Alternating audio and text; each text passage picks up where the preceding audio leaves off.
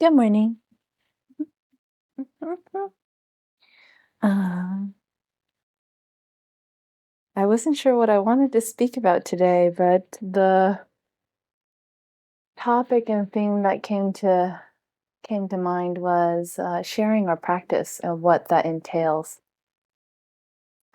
I think so many times as we get older in our life and as we learn from our experiences, learn from our mistakes, or learn from our falling down, sometimes we gain from those lessons, but then we sometimes forget that we're able to also be able to share that with others as well. Um, kind of within the context of meditation practice, you know, we all come to meditation, we're all drawn to it for various different reasons. Maybe the overarching underlying one had to do with some sort of suffering that we were in or a place, and we wanted something different. We wanted whatever that was what you were seeking: peace, happiness, joy, whatever you want to fill in the blank with. And when you begin on that path, sometimes in the beginning, there's so much of you feeling like you're a toddler trying to learn to walk, and it's frustrating when you fall more than you probably stand or walk. And um, each time you do that, you learn something and you take it with you as you kind of progress along the path. And before you know it, you're not just walking, but you're running and you're doing all sorts of kind of things. And it comes easily for us. And we're faced with other certain challenges in different ways. And when we find those things that are easy in our lives or maybe less challenging, um, we sometimes forget that we're able to share that with others. Um, and when we do share that with others, there's so many things that kind of unfold from that service, that giving, and that practice. The basis is kind of a renewed sense of trust and faith around what it is that you do and how you do it.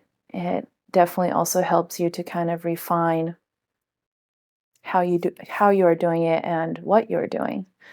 Um, Things change, people change, places change. So this practice is not meant to be static. It's meant to be very dynamic. And sometimes we forget that when something works and we want it to keep working that way. And when it is time to change, our mind or our egos of wanting comfort in knowing what's going to happen, that safety, we can become really attached, or maybe I'll say attached to this specific way of being. And sometimes it takes a lot of bouncing around and really falling hard on our faces before we kind of are like, oh, okay, maybe there's a possibility of change here. We're interesting beings in that sometimes we need a lot to be upon us before change is likely. There has to be enough pain or suffering or whatever it is that you're like, oh, okay, I think maybe this is trying to tell me something. Um, but the other aspect about sharing our practice with others is there's a sense of accountability and responsibility for what you do and how you do it. Because when you're telling other people this, um, perfect example is, I um, share this practice of meditation with vets, combat vets. And so when I tell them that they're feeling a little off that day, or they're feeling really grumpy, or, they found themselves swirling around in this, mind state of anger, find a few minutes and sit down and just listen to one song, and just see if you can kind of begin to kind of settle your snow globe that's been kind of all shaken up and you can't see anything clearly anymore, just to be able to sit and focus on one song, just kind of let all the snowflakes settle down and be able to maybe get off the cushion, meditation cushion, and have a little more clarity to what it is you need to achieve. So of course, when I'm going around in my day and all of a sudden I'm like grumpy and this is not right and this is feeling really irritating, it's like, oh, well, maybe I should take my own medicine and sit for a few minutes. It's really powerful when you start sharing that practice, how it very much is kind of like a rubber band back to you on saying, well, did you do what you told other people to do? And then, there'll be times you're like, fight your own self about it. But then when you actually do sit, you get off the cushion, like, wow, that did work. Sometimes it's that amazement. It's very interesting. And it's cool to be able to have that surprise, reaffirmed. It's kind of like exercise. Maybe initially you don't exercise because your muscles, are sore, your body hurts or whatever. Exercising obviously within your means of capacity. And over time, you kind of move beyond that if you're still being able to exercise within your capacity, that, exercise, you feel a little bit stronger, you feel a little bit more energized, you feel the kind of high from the endorphins and so forth like that. So it's always a constant conditioning of our mind and our bodies to kind of apply the practice. Even though we know the practice, I keep applying it and keep applying it. Yeah. Yeah. Yes, definitely a practice. Um, Questions or thoughts on that? Um, so with regards to the technique that we practice in meditation, we combine music with focusing on our chakras, and chakras are the energy centers on our bodies. Similar but different to the aspect of acupuncture, where they have like different pressure points. We also have energy centers on our body that affect us physically, and we have 7 total. And we focus on 3. And the reason why we focus on 3 is because those 3 actually inherently affect the chakra below it and above it. So it's like the I don't want to call short path, that kind of has it's an efficient way to be able to affect all your chakras while meditating. Efficient. I would call it efficient. Um, and from that, so we focus on 3 chakras. The first one we focus on is a few inches below our belly button, and it's kind of navel center. We call it the power chakra. It's where your willpower resides. A lot of times when you do martial arts or you're exercising, you feel like you really have to like pull yourself up by the bootstraps to kind of give your last hurrah. That's kind of where you draw your power, your energy from. So a few inches below your navel center is the first chakra we focus on. The second one is at your heart center, and it's a place of balance, love, and also where your sense of humor resides. Helps to keep things in perspective when we get too serious with ourselves. And the third chakra is in between our eyebrows, a little bit above. So kind of, we call it our third eye, the place of wisdom and knowledge, discrimination. So when you are focusing on these chakras, it's best when we start to kind of focus in the general physical area, even though it's not the actual physical location, because it's a energy center. So trying to kind of make that tangible, we focus on the physical aspect of the body. So navel center, heart, and then third eye. And we pair the focusing of the chakra with one song. And the reason why we do that is listening to music is very handy in today's day and age because there's so much noise. We kind of take noise like music and it cancels each other out. It's kind of like, if you had a thorn in your foot, you take maybe another thorn to help, get the thorn out. So we'll listen to music, and each song is about 4 to 5 minutes long. So also at the same time, it's like a timer for you for meditation. So when you sit for 3 songs, you've sat about 15 minutes, let's say. And it also provides another place, another point of focus and attention of where you can place. So initially, when you focus on the first song is playing. Can begin by listening to the music to the exclusion of everything else. And if you feel like thoughts come in, which is natural, it's how our mind works, you can push them out and keep refocusing on the music. Feel as though you've written the music or you're conducting the music. So it kind of goes a little bit deeper beyond just listening to it like a radio. And when thoughts come in and you're feeling distracted again, you can then maybe change your focus onto the chakra that you're focusing on. So if you're starting the first one, it's the power chakra.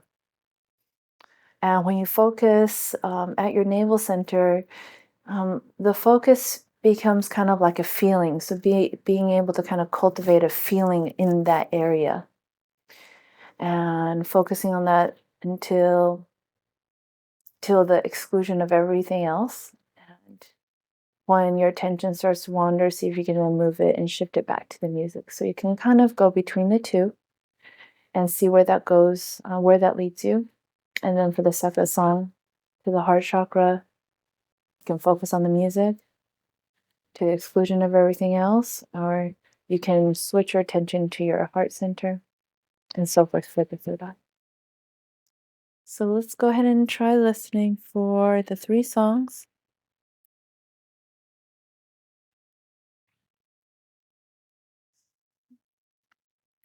Again, making sure that your spine is tall, spacious.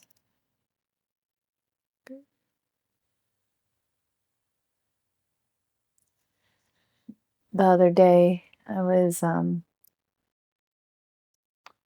watching the video of what Rama put together of these nature videos when he was scuba diving in all the various different oceans around the different islands like Fiji and Jamaica and so forth like that. And all you see are these different types of fishies and sea anemones, coral, and it's a dolphin and stingrays. And it's amazing because after you watch a few of the kind of clips, some of the things, the animals, the creatures that are happening in the bottom of the ocean, you forget you're in the water and you're in the ocean. Because sometimes the blue in the background looks like maybe the sky, or the light that's shining down looks like sunlight. And just makes me remember how we're so much like those fish and those creatures underneath the ocean and the water. We forget, that we're in the water and the ocean. We forget that the peace and stillness is all around us, and it abounds. It's truly everywhere, and it's just ability to be able to sit and allow our minds to slow down, set the thoughts aside for a bit, and then you start to feel that peace. You start to remember you're in the water, and you get to kind of feel kind of the flow of the ocean.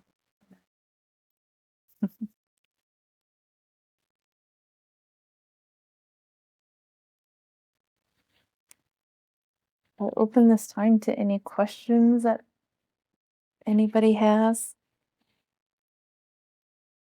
Any good jokes that people know of? Okay, yeah. Oh, start. Mhm. Mhm. Sure. Times when we don't want to share our practice. Mm. Certain. Not wanting to share their practice. Well, but you should Uh-huh. We'll see if she figures it out. We'll see. Sure do. Huh? Yes, I think that's a very, very good disclaimer to make with regards to sharing our practice or sharing the practice with others. Um, I think first and foremost, be able to cultivate your own practice to the extent where there is a foundation around it, so it's deeply rooted in your life where it can't be shaken for any number of reasons. Because when we put the practice out there into the world, majority of the world is not majority of the people that we come across are suffering in some way. And when other people are suffering and they hear this practice, and even though it could be a benefit and so forth like that, it could be exactly what they need, it may not be the time for them to receive it, or it may just not be the right conditions. Kind of similarly to planting a seed in a garden, all the conditions have to be right for the seed to kind of grow, take root, and blossom. So taking into account not forcing anything upon other people, of course, and also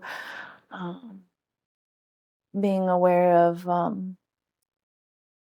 gauging the appropriate of time, and the appropriateness of the person, appropriateness of the situation when you do present the practice. Because sometimes it can have a backfiring effect, and that backfiring effect is actually not the practice or not you. It's really just the person that is suffering so much that is not able to be in a space or a place to receive it. Is that where you were kind of leading to?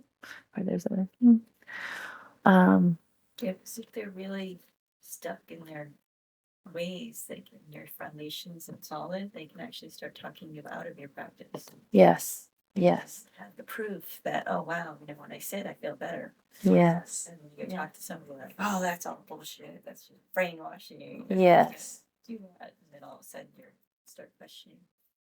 Absolutely. Absolutely. That's a great point, and it definitely goes back into being able to cultivate kind of a baseline foundation for yourself and your practice first, that you feel strong enough for that before you go out into the world and share it. I mean, in some ways, you have to kind of don your own armor when you do move about in the world. And on top of that, when you're sharing your practice, I think of any kind of fitness trainer, they don't go into the gym and start going around or going out into the streets like, you should go to the gym and you should lift weight and you should exercise. Like, excuse me, what are you talking about? It's so much nicer to sit on the couch and eat potato chips and, have a nice drink. Let's just be lazy together. And if you, as a fitness trainer, haven't even cultivated a practice to really see the results, and not just see the results, but really, really have harnessed it into your life, like it becomes your bloodline of some sorts, it will absolutely be easy when your friend asks you, oh, let's go sit on the couch and watch a game and just eat pizza and veg out. It's like, oh, okay, let's not go to the gym today. And then that, of course, doesn't help your practice, doesn't help you, and actually can hinder you in some way. So you have to obviously be able to have a practice in place so that, using exercise as the metaphor, that when you do ask friends to join you on some excursion or something, they want to veg out instead, that you have the strength and the willpower already developed around your practice to say, oh, well, you can go enjoy the football game on the couch and stuff, and I'm going to go for a quick run or exercise or walk first, and I'll come back and meet you later, and I'll catch the rest of the game, etc. Stuff like that. Yes, there's a very interesting balance of the practice that we do, and that being very sacred and private to us, because it's in our own time, in our with ourselves, for ourselves, by ourselves, And we have to balance that with being a human being, wanting to connect and have associations and relationships in the outer world. And if you yourself are not squared away and kind of grounded in yourself, who you are in your practice, and you go out into the world and you have these connections with other people, it's very easy to be thrown off center. It's very easy to be kind of uprooted by what you thought was true or right for you. And that's a big challenge that everyone faces this day and age, when we're so bombarded with what we should do, how we should eat, how we should do our diets, or how we should live our life, and the things that we should buy. It's not just marketing, it's society. So uh, when we cultivate that practice of meditation for ourselves, with ourselves, privately on the meditation cushion, you really start clearing away, all that stuff, and you really kind of are able to tune in and hone into on your own specific homing beacon. What is true for you and what's right for you. And if another person is like, I'm totally loving this gluten-free stuff and blah, blah, blah. And, maybe it rings a bell for you and maybe you try it out and it doesn't work. But after that, you go back to what works for you and what's true. And everyone else in the world that wants to be gluten-free, they're welcome to be gluten-free. And that for yourself, you need some carbohydrates. You need pasta or potatoes or whatever it is that gluten's in. Almost to lunchtime. Now it's moving metaphors from exercise to food. Yes, yes. And even more so, just following that vein of thought with regards to, honing in on what's true for us, especially this time during the holidays. We're more so impacted by the relationships, specifically maybe family, that we're around when we gather around them for all the various different holidays that you may celebrate. And it becomes even more of a practice, in such that family and people that are close to you are really able to know the exact little line and word to say to you to kind of make you question yourself, who you are, or what you're doing in your life that makes you feel good. And so in those situations, definitely cultivating a warrior's mindset, I feel, where you're able to be with them with love and shared love, and also knowing what's true for yourself to be true for you, and moving from that place.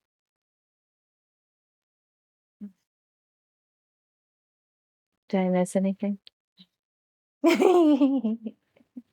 Yeah. Yes. Okay. Yeah. And talking about all the societal shoulds. Yes. Should buy this latest, greatest toy, need this to be happy. Yeah. And women for a long time had to deal with, this is what you should look like. Yes. The image. Body image thing. Body And image. I know with, television, all the advertising, I wonder if guys ever feel that. Do you guys ever see that? That's an interesting question. Of course. Yeah. You do. Oh, yeah. Interesting. Nobody ever talks about that side of it. It's just like they say, oh, it's just the women, the toothpick woman. Like I saw, it was funny. I caught myself. I was reading this magazine called Health, and they had a little section on meditation, and had a gal, in her little yoga pants and a crop top, meditating. And I looked at it. Was she posing or was she meditating? She was totally posing, because how she was sitting with her, she was on the ground, but she had her back, she was almost like this. Oh. So she had her gut all sucked in. Yeah. So she had like the super Arc. art, Spine. Yeah. that would really hurt after a while. If Like, you're that is meditating. very bad sitting posture for meditation. Yeah. But it was so she looked, like this hot, skinny thing meditating. Yeah. Like, wow, that's so weird. Because you meditate, you kind of stick your belly out. Yeah. Tell Your hips forward. The body image, it's like even creeping into spiritual practice now. Yeah. So I wonder if guys notice that too, because I see, the super fit gym guys, muscles and everything, 6-pack. Meditation doesn't give you six-pack abs. No, it doesn't. Other things water might. belly. Imagine our bodies after all these years. Yeah. And it's helpful to see the Buddha who's so happy. Yeah. Have a big belly. Yeah, guys over there. Bodhidharma. Yeah. Big belly. Big Trying belly. to spell belly. Yeah, of course, that's out there all the time. You get a lot of it has to do with the question of like, what can you do? Do something. Do more. Look more of that part. Whether or not your body tells you that you can feel it. Mm. Sometimes you get mixed up with that. Or I feel like look like that. Mm-hmm. Mm-hmm. Mm-hmm.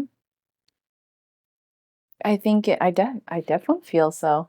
I'm not a guy, but I saw a commercial the other day, even on like, the football channel, the sports center. It's like the hair for men, it's like the gray hair to like the nice brown, dark colored hair. And then it's like the cute skinny girl with him, right? But then when he had the gray hair, he didn't have anybody with him.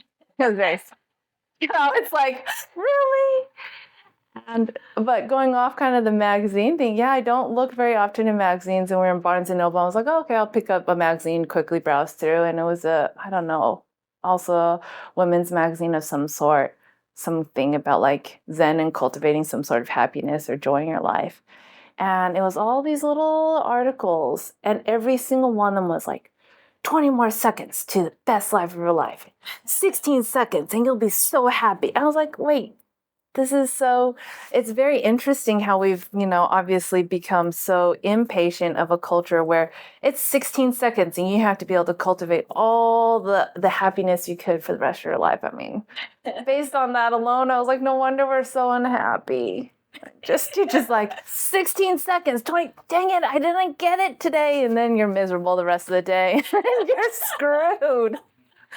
Yeah, it's such a lost art about cultivating things slowly, over time to have such a sense of like a master piece around It it. takes a long time to make certain dishes. Food wise? Like 2 days. Wow. And I don't either.